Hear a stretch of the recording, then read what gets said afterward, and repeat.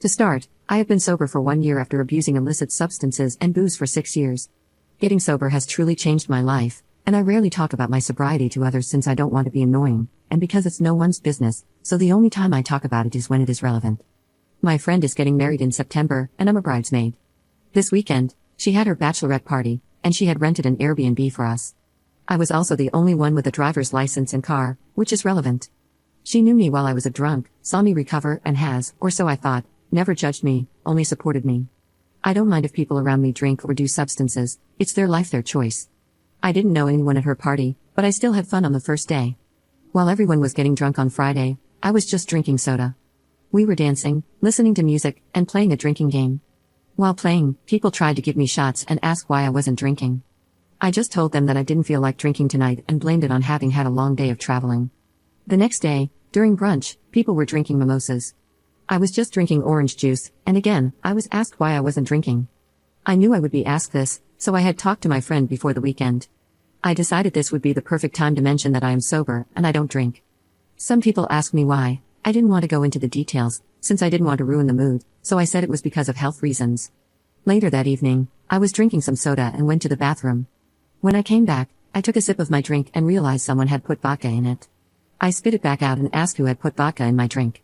I was upset about this, but I wasn't crying or causing a scene. I just thought maybe someone didn't know that this was my drink. One of my friend's friends said that she did it and said it was an accident. I didn't get mad because accidents happen. However, a little voice in my head told me it was intentional. I soon went outside for a smoke and to call my boyfriend. I walked behind the house, and my friend and 2 others came outside to smoke as well. I guess they didn't see me because they started talking about what had happened.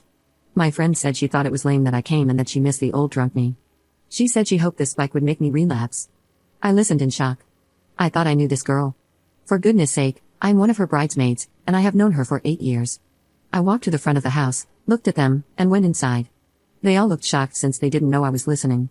I packed my things and drove off. I didn't say a single thing to them before I left, but they saw me leave. I decided not to block her on social media so that she could have a chance to explain herself and apologize. Instead, I got a long message saying how selfish I was, making the whole weekend about me, and that I am a massive jerk for abandoning them since I was the one who drove everyone there. So, am I the jerk for leaving my friend's bachelorette party? Edit. Thank you all for the responses. I am obviously not going to be friends with someone like her or participate in her wedding. She has been talking badly about me to our friends, and I have been receiving a lot of nasty messages from them. She told people that I didn't like them drinking and was trying to ruin the night and that I just abandoned them. Keep in mind, they could very easily have gotten home using public transport or a taxi. Me driving them was just me being nice. I have debated messaging her fiancé to tell him about what happened. He is also sober, not due to substance abuse but for health reasons, and I don't think he would like what she did to me. Also, they had agreed not to have any strippers, but she did have them. When we were out, she was flirting with other people. I think that is one reason why she did it since I said something about it. Maybe I shouldn't have interfered, but in my eyes, she seemed drunk, and I didn't want her to do something she would regret. I'm still wondering why she misses the old drunk me. I was a terrible person when I was drunk. The only reason I told people I don't drink was because people typically don't accept it when you say that you don't like booze. The reason I haven't blocked her yet is that, in my experience, it gets under people's skin more to not be blocked. She has messaged me more since I left, but I can't be bothered to read her nonsense. Also, I will be making a post on my social media if she doesn't stop spreading lies about me. Getting sober saved my life, and I am forever grateful and happy that I chose sobriety. I have also increased my therapy sessions just in case this situation makes me spiral. Update 1.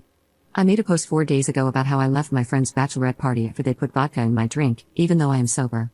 I thought I would update anyone who is curious about what happened. Let's just say it was a very eventful 24 hours. I needed to take a few more days to digest and reflect on everything that happened.